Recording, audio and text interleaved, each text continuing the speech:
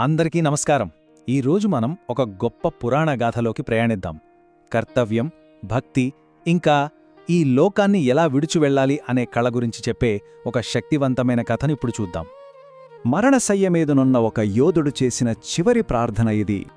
చూడ్డానికి ఎంత ఆశ్చర్యంగా ఉందో కదా. ఈ ఒక్క వాక్యమే మన కథ మొత్తానికి ఒక తాళం చెవిలాంటిది. కురుక్షేత్ర మహాసంగ్రామం ముగిసింది.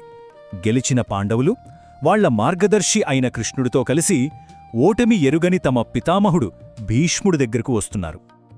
ఇది కేవలం ఒక కుటుంబం కలుసుకోవడం కాదు, ఇది ఒక చారిత్రాత్మక ఘట్టం. దీన్ని చూడటానికి వచ్చింది కేవలం పాండవులు మాత్రమే కాదు, ఇంకా చాలామంది ఉన్నారు. ఒక్కసారి ఆలోచించండి, ఆ క్షణానికి ఎంత ప్రాముఖ్యత ఉందో. ఆ కాలంలోని గొప్ప జ్ఞానులు, మహర్షులు అందరూ ఒకచోట చేరారు. ఒకే ఒక్క కారణం, ఒక పురాణ పురుషుడి నిష్క్రమణకు సాక్షులుగా నిలవడానికి. తన సమయం దగ్గర పడిందని భీష్ముడికి తెలుసు. అందుకే వచ్చిన వాళ్లందరినీ గౌరవించి తన చివరి కర్తవ్యాన్ని నెరవేర్చడానికి సిద్ధమయ్యాడు. యుద్ధంలో జరిగిన ప్రాణ నష్టానికి పాండవులు ఎంతగానో దుఃఖిస్తున్నారు. అది చూసి భీష్ముడి కళ్ళు కరుణతో నిండిపోయాయి. వాళ్లని ఓదార్చడం మొదలుపెట్టాడు. ఇది విన్నాక ధర్మరాజు యుధిష్ఠిరుడు తట్టుకోలేకపోయాడు. ఎంత ధర్మంగా నడుచుకున్న తమకి ఇన్ని కష్టాలెందుకొచ్చాయని, ఇది అన్యాయం కాదా అని ప్రశ్నించాడు. అప్పుడు భీష్ముడు ఒక లోతైన నిజాన్ని వివరించాడు. అదేంటంటే, మన జీవితంలో జరిగే ప్రతి సంఘటన వెనుక కాలం అనే ఒక శక్తి ఉంటుంది. దాన్నే దైవ సంకల్పం అని కూడా అంటారు. అది మనకు అర్థం కాకపోవచ్చు, కాని అంతిమంగా అన్నీ దాని ప్రకారమే జరుగుతాయి. కాని ఆ దైవ సంకల్పం అంటే ఎవరు? ఆ దివ్యశక్తి ఏది? భీష్ముడి మాటలు అక్కడే ఆ రణరంగంలోనే నిలబడియున్న ఒక వ్యక్తివైపు వేలెత్తి చూపిస్తున్నాయి. ఇప్పుడు భీష్ముడు తన దృష్టిని కృష్ణుడి వైపు మళ్లించాడు. పాండవులకు కృష్ణుడు చిన్నప్పటినుంచి తెలుసు. పాండవుల వరకు కృష్ణుడు వాళ్లకి ఎన్నో రకాలుగా తెలుసు. వాళ్ల బంధువు, స్నేహితుడు, సలహాదారుడు, ఇలా ఎన్నో రూపాల్లో చూశారు. అన్నీ ప్రేమ, చనువుతో కూడుకున్నవే. కాని భీష్ముడు మరణానికి చేరువలో ఉన్న ఒక యోగిలా ఈ మామూలు మానవ సంబంధాలకు ఆవల చూడగలిగాడు. ఇక్కడే అసలు రహస్యం బయటపడింది. వాళ్లు తమ బంధువు, స్నేహితుడు అనుకుంటున్న వ్యక్తే నిజానికి భీష్ముడు చెప్పిన ఆ విశ్వాన్ని నడిపే దివ్యశక్తి అని తేలింది. చెప్పాల్సిన జ్ఞానాన్ని చెప్పేశాక భీష్ముడు ఇక తన ప్రయాణానికి సిద్ధమయ్యాడు. తన సంపూర్ణ చైతన్యాన్ని, మనస్సుని తన ముందు నిల్చున్న కృష్ణుడి దివ్యరూపంపై కేంద్రీకరించాడు. గమనించండి, ఆయన చివరి ఆలోచనలు ఎక్కడో ఆకాశంలో ఉన్న నిరాకార దైవం గురించి కాదు. అతను పోరాడిన ఆ మహాయుద్ధంలోని అతి దగ్గరి మధురమైన క్షణాల గురించి. ఈ తర్వాతి జ్ఞాపకం భీష్ముడికి అన్నిటికన్నా ప్రియమైనది. ఒక దివ్యమైన వైరుధ్యంతో నిండిన క్షణమది. ఆ చర్యలో భీష్ముడు ఏం చూశాడంటే, దైవంతో మనకుండేది ఒక వ్యక్తిగత ప్రేమపూర్వకమైన బంధం అనటానికి అదే అసలైన రుజువు. ఇప్పుడు ఆయన దృష్టి వ్యక్తిగతం నుండి విశ్వవ్యాప్తమయింది. అదే దైవాన్ని ప్రతి జీవిలోనూ చూడటం మొదలుపెట్టాడు. ఆయన మనసు పూర్తిగా పరమాత్మలో లీనమైంది. లక్ష్యం నెరవేరింది. ఇక అందరూ ఎదురుచూస్తున్న ఆ క్షణం రానే వచ్చింది. యోగులు కోరుకునే ఉత్తరాయణ పుణ్యకాలం రానే వచ్చింది. భీష్ముడు తన ఇంద్రియాలన్నిటినీ నిగ్రహించుకున్నాడు. స్థిరమైన చూపులతో కృష్ణుడినే చూస్తూ తన చైతన్యాన్ని పరమాత్మలో విలీనం చేశాడు. ఆయన శ్వాస ఆగిపోయింది. ఆ క్షణంలోనే ఆకాశం నుండి దుందుభులు మోగాయి, పూల వర్షం కురిసింది. అక్కడ చేరిన ఋషులందరూ ఆయన నామాన్ని కీర్తించారు. లోకమంతా నిశ్శబ్దంగా ఆ అద్భుతాన్ని చూస్తూ ఉండిపోయింది. మరి భీష్ముడి కథ మనకి ఏం చెబుతోంది? మంచి మరణమంటే నొప్పి లేకుండా చనిపోవడం కాదు, చివరి క్షణంలో ఒక స్పష్టమైన లక్ష్యంతో, పూర్తి ఏకాగ్రతతో ఉండబెలిమే. ఒక ముగింపును ఒక అద్భుతమైన ప్రారంభంగా మార్చుకోవడమే.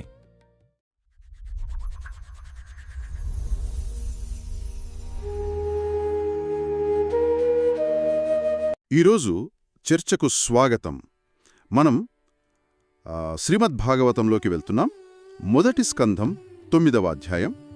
అంటే కురుక్షేత్రం తర్వాత అంపశయ్యపై ఉన్న భీష్మ పితామహుడి చివరి క్షణాలు. అవును, ఇది వినడానికి ఒక వీరుడి మరణగాథలా అనిపించవచ్చు. కాని ఇది అంతకన్నా చాలా ఎక్కువ.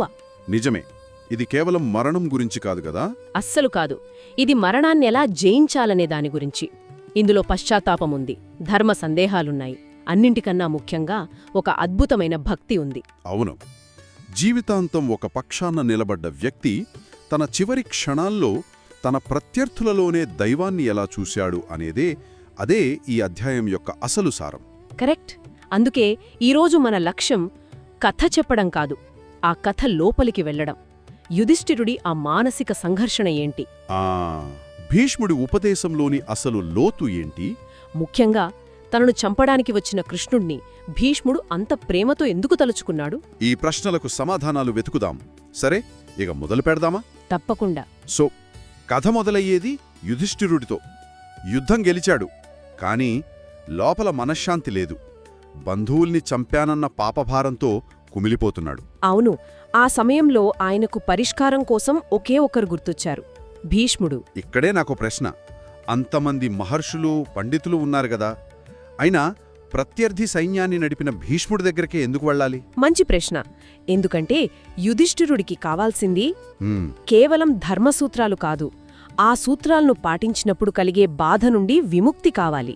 ఓ, భీష్ముడు జీవితాంతం ధర్మం వైపే ఉన్నా పరిస్థితుల వల్ల అధర్మం పక్షాన పోరాడాల్సొచ్చింది. ఆ సంఘర్షణను అనుభవించినవాడు కాబట్టి యుధిష్ఠిరుడి బాధను ఆయన అర్థం చేసుకోగలడు. అంటే ఒక రకంగా ఇద్దరిది ఒకే రకమైన బాధ. చాలా వరకు. అందుకే అది ఒక ఆధ్యాత్మిక యాత్రలా సాగింది. అందుకేనేమో ఆయన ఒంటరిగా వెళ్లేదు. పాండవులు, వ్యాసుడు లాంటి మహర్షులు, చివరికి అర్జునుడితో పాటు సాక్షాత్తు శ్రీకృష్ణుడు కూడా ఆయనతో ఉన్నాడు. ఖచ్చితంగా. భాగవతం ఆ దృశ్యాన్ని చాలా అద్భుతంగా వర్ణిస్తుంది. గుహ్యకులతో కుబేరుడు వెళ్తున్నట్టుగా ఉంది అని. వావ్! అక్కడికి చేరాట నేలమీద పడి ఉన్న భీష్ముడిని చూసి ఆకాశం నుండి జారిపడిన దేవతలా భావించారట. అంతటి మహానుభావుడు. పాండవులే కాదు, సాక్షాత్తు శ్రీకృష్ణుడు కూడా ఆ మహానుభావుడికి నమస్కరించాడు. ఆశ్చర్యంగా ఉంది. అక్కడికి పల్వతుడు, నారదుడు, పరశురాముడు ఇలాంటి గొప్ప గొప్ప ఋషులందరూ వచ్చారు ఆ చివరి క్షణాలకు సాక్షులుగా నిలవడానికి. ఇక భీష్ముడి విషయానికొస్తే శరీరం మొత్తం బాణాలతో గుచ్చుకునుంది. చెప్పలేని బాధ. అయినా సరే వచ్చిన వాళ్లందర్నీ చూసి ఆ బాధను పక్కన పెట్టి అందర్నీ గౌరవంగా పలకరించాడు. అవును, తన ధర్మాన్ని ఆ స్థితిలో కూడా విడిచిపెట్టలేదు. కాని అంతకన్నా ముఖ్యమైన పని ఒకటి చేశాడు. అదేంటి? తన ఎదురుగా శ్రీకృష్ణుడున్నాడు భౌతికంగా. అయినా సరే ముందుగా తన మనసులో ఉన్న ఆ పరమాత్మకు నమస్కరించుకున్నాడు. ఓహో! అంటే బయట ఉన్న రూపానికన్నా లోపల ఉన్న తత్వానికి ఎక్కువ ప్రాధాన్యత ఇచ్చాడు. సరిగ్గా అదే ఆయన ఆధ్యాత్మిక స్థాయి. ఆ తర్వాత పాండవుల వైపు తిరిగి వాళ్ళని చూసి ఆయన కళ్ళు నీళ్లతో నిండిపోయాయి. ఆ సమయంలో ఆయన అన్న మాటలు నిజంగా గుండెను పిండేస్తాయి. అయ్యో, ఎంత అన్యాయం! ధర్మస్వరూపులైన మీకు ఇలాంటి కష్టాలు రావడమేంటి అని. అవును, కుంతీదేవి పడిన కష్టాలను కూడా గుర్తు చేసుకుని బాధపడ్డాడు. ఆ బాధ తర్వాత ఆయన విశ్లేషణ మొదలుపెట్టాడు. దీనికంతటికీ కారణమెవరు? దుర్యోధనుడా, శకునినా అని. ఇక్కడే కదా అసలు మలుపు. ఆయన ఎవ్వరిమీద నింద వేయలేదు. నేరుగా కాలం మీదకు నెట్టేశాడు. ఇదంతా కాలం యొక్క లీల అన్నాడు. అవును, గాలికి మేఘాలు ఎలా కదులుతాయో అలాగే ప్రపంచమంతా కాలానికి లోబడి ఉంటుంది అని. ఇది చాలా పెద్ద మాట కదా. అంటే మన ప్రయత్నానికి, మన మంచికి విలువే లేదా? అది కాదు, ఇది ఒక రకంగా యుధిష్ఠిరుడికి ఆయన ఇస్తున్న ఒక మానసిక ప్రథమ చికిత్స. ఓకే. ఆయనే ఒక ప్రశ్న అడుగుతాడు. ధర్మరాజువి నువ్వు, భీమార్జునులు నీ తమ్ముళ్ళు, సాక్షాత్తు శ్రీకృష్ణుడు నీకు అండగా ఉన్నాడు, అయినా మీకు కష్టాలెలా వచ్చాయి అని. అంటే ఎంత గొప్పవాళ్లైనా దైవ సంకల్పం ముందు, కాలప్రవాహం ముందు నిస్సహాయులే అని చెప్పడం. అర్థమైంది. జరిగిపోయిన దాని గురించి నిన్ను నువ్వు నిందించుకోవటం ఆపు. నీ చేతుల్లో లేని శక్తులు పనిచేశాయి, దాన్ని అంగీకరించు అని చెప్పడం. సరిగ్గా అదే. ఆ ఓదార్పులోని అసలు మర్మం అదే. ఆ మాట చెప్పాక యుధిష్ఠిరుడికి ఇక దుఃఖం వదిలిపెట్టి ప్రజలను ధర్మంగా పాలించు అని కర్తవ్యాన్ని గుర్తుచేశాడు. ఆ తర్వాత భీష్ముడు తన దృష్టిని, సంభాషణను పూర్తిగా శ్రీకృష్ణుడి వైపు మళ్లిస్తాడు. ఇక్కడ్నుంచి కథ మొత్తం మారిపోతుంది. అవును, ఇక్కడ్నుంచి ఒక స్విచ్ నొక్కినట్టు ఉన్నత స్థాయికి వెళ్తుంది. అప్పటిదాకా రాజనీతి, ధర్మం గురించి మాట్లాడిన భీష్ముడు ఒక్కసారిగా భక్తుడుగా మారిపోతాడు. కరెక్ట్. అందరి ముందు కృష్ణుడి అసలు స్వరూపాన్ని ప్రకటిస్తాడు. ఈయన ఆది నారాయణుడు, తన మాయతో ప్రపంచాన్ని మోసం చేస్తూ మీ మధ్య ఒక సాధారణ యాదవుడిలా తిరుగుతున్నాడు అని. పాండవులకు అదొక రకంగా షాక్ లాంటిదై ఉంటుంది. ఖచ్చితంగా. శివుడు, నారదుడు లాంటి మహర్షులకు మాత్రమే ఆయన అసలు రూపం తెలుసని కూడా అంటాడు. నన్ను బాగా ఆకట్టుకున్న విషయమేంటంటే భీష్ముడు వాళ్లకి ఆ వైరుధ్యాన్ని ఎత్తిచూపిన విధానం.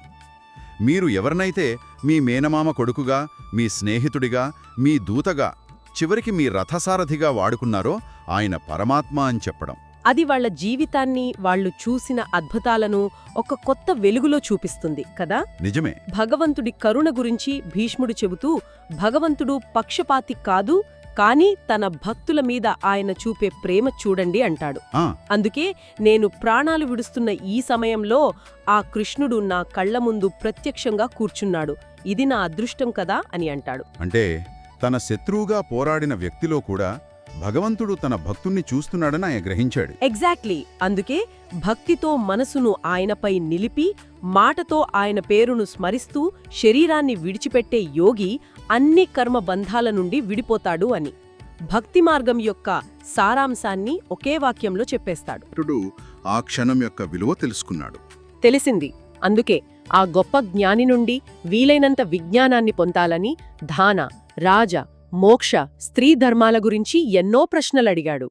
భీష్ముడు కూడా తన చివరి శ్వాస వరకు లోక కళ్యాణం కోసం ఆ ధర్మాలన్నింటినీ వివరంగా చెప్పాడు. అలా ధర్మోపదేశం చేస్తుండగానే ఆయన ఎదురుచూస్తున్న ఆ క్షణం రానే వచ్చింది. ఉత్తరాయణ పుణ్యకాలం. ఉత్తరాయణం అంటే సూర్యుడు తన గమనాన్ని ఉత్తరం వైపు మార్చే సమయం. కరెక్ట్. యోగ సంప్రదాయం ప్రకారం ఆ సమయంలో శరీరాన్ని విడిచిపెడితే ఆత్మ ముక్తివైపు ప్రయాణిస్తుందని నమ్మకం. భీష్ముడికి తన మరణ సమయాన్ని ఎంచుకునే వరముంది కదా. ఉంది. అందుకే నెలల తరబడి ఆ బాణాల నరకాన్ని అనుభవిస్తూ ఈ శుభముహూర్తం కోసం ఎదురుచూశాడు. ఇక తన సమయం వచ్చిందని గ్రహించి మాటలాపి తన మనసును పూర్తిగా శ్రీకృష్ణుడి మీద నిలిపాడు. ఆ చివరి క్షణాలు ఎలా ఉన్నాయి? అవి చాలా శక్తివంతమైనవి. ఆయన చూపు మొత్తం కృష్ణుడిపైనే ఉంది. ఆ చూపుతోనే ఆయన పాపాలన్నీ పోయాయట. బాణాల నొప్పి కూడా మాయమైపోయిందట. అద్భుతం. అప్పుడు శరీరాన్ని విడుస్తూ ప్రసిద్ధి చెందిన భీష్మస్తుతిని మొదలుపెట్టాడు. ఆ ప్రార్థనలో నాకు బాగా నచ్చే విషయం ఆయన కృష్ణుణ్ణి శాంతమైన దైదికమైన రూపంలో తలుచుకోలేదు. యుద్ధభూమిలోని కృష్ణుడనే స్మరించుకున్నాడు. అదే కదా అసలు ఆశ్చర్యం. యుద్ధంలో గుర్రాల డెక్కల ధూళితో, చెమటతో తడిసిన ముఖంతో, నా పదునైన బాణాలకు గాయపడిన దేహంతో ఉన్న ఆ కృష్ణుడిపై నా ఆత్మ నిలిచి ఉండుగాక అని ప్రార్థించాడు. అంటే శత్రువుగా కొట్టిన దెబ్బలను గుర్తు చేసుకుని ఆనందించే భక్తి అది. చాలా చాలా విచిత్రంగా ఉంది. అవును. తనను చంపడానికి కృష్ణుడు తన ప్రతిజ్ఞను కూడా పక్కనబెట్టి రథచక్రం పట్టుకుని మీదకు వస్తున్న దృశ్యాన్ని కూడా ఆయన ఎంతో ప్రేమతో గుర్తు చేసుకున్నాడు. అలా నన్ను చంపడానికి వస్తున్న ఆ ముకుందుడే నాకు మోక్షమివ్వాలి అని వేడుకున్నాడు. ఒకరిపై దాడి చేస్తున్నప్పుడు కూడా అందులో దైవత్వాన్ని చూడగలగటం ఎలా సాధ్యం? దీన్నే కొందరు పండితులు విద్వేషభక్తి అంటారు. విద్వేషభక్తి అంటే విరోధం ద్వారా భక్తిని సాధించడం. భీష్ముడికి కృష్ణుడి అత్యంత శక్తివంతమైన నిజమైన రూపం కనిపించింది ఆ తీవ్రమైన సంఘర్షణలోనే. తనతో నేరుగా తలపడిన ఆ క్షణంలోనే పరమాత్మను చూశాడు. అందుకే ఆ హింసాత్మకమైన జ్ఞాపకాలే ఆయనకు అత్యంత మధురమైనవిగా మారాయి. అంటే ఆ యుద్ధమే ఆయనకు ఒక రకమైన ధ్యానంలా మారిందనమాట. ఖచ్చితంగా. ఏకాగ్రత మొత్తం కృష్ణుడు మీదే ఉంది. అది ప్రేమతోనా ద్వేషంతోనా అన్నది రెండో పక్షం. వావ్. చివరకు ఆయన తాత్వికతలప్ప శిఖరాగ్రానికి చేరుకుని ఒకే సూర్యుడు వేర్వేరు పాత్రలలో ప్రతిబింబించినట్లు జీవులందరిలో ఉండేది ఆ పరమాత్మే అని ఇప్పుడు తెలుసుకున్నాను. నాలోని భేదభావం పోయింది అని చెప్పాడు. ఆ తర్వాత తన మనసు, మాట, చూపులను కృష్ణుడిలో లీనం చేసి శాశ్వతంగా కన్నుమూశాడు. ఒక మహాయోధుడి ప్రస్థానం అలా ముగిసింది. ఆ తర్వాత వాతావరణం ఎలా మారిపోయింది? సూర్యాస్తమయం తర్వాత పక్షులు ఎలా నిశ్శబ్దంగా గూటికి చేరతాయో అలా అక్కడున్న వారందరూ నిశ్శబ్దంగా మారిపోయారు. దేవతలు, మానవులు దుందుబులు మ్రోగించారు. ఆకాశం నుండి పూలవర్షం కురిసింది అని వర్ణించారు. అవును. విశ్వమంతా ఆ మహాభక్తుడి మోక్షానికి సాక్ష్యంగా నిలిచింది. తర్వాత యుధిష్ఠిరుడు దుఃఖాన్ని దిగమింగి పితామహుడికి శాస్త్రోక్తంగా అంత్యక్రియలు చేశాడు. ఆ తర్వాత కృష్ణుడితో కలిసి హస్తినాపురానికి తిరిగి వెళ్లి ధృతరాష్ట్రుడిని గాంధారిని ఓదార్చి వాళ్ల అనుమతితో రాజ్యాన్ని పాలించడం మొదలుపెట్టాడు. ఒక శకం ముగిసి మరో శకం మొదలైంది. సరిగ్గా. అద్భుతం. ఈ అధ్యాయం నుండి మనం నేర్చుకోవాల్సినవి నిజంగా ఎన్నో ఉన్నాయి. దైవ సంకల్పాన్ని అంగీకరించటం, మనకు తెలిసిన వాళ్లలోనే దైవత్వాన్ని చూడటం, అన్నింటికన్నా ముఖ్యంగా భక్తికి సాంప్రదాయబద్ధమైన దారులు మాత్రమే ఉండవని తెలుసుకోవటం. అవును, ఇది మనల్ని ఒక చాలా లోతైన ప్రశ్నతో వదిలివెళ్తోంది. అదేమిటి?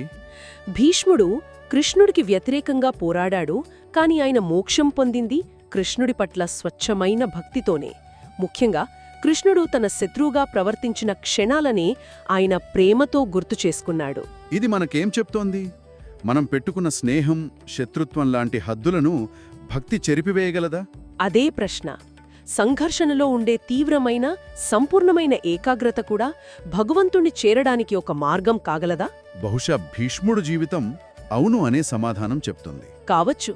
మనసును దేనిమీదైనా సరే సంపూర్ణంగా లగ్నం చేయగలిగితే అది ఏ భావనైనా బహుశా అదే ముక్తికి మార్గం కావచ్చు. ఆలోచించాల్సిన విషయం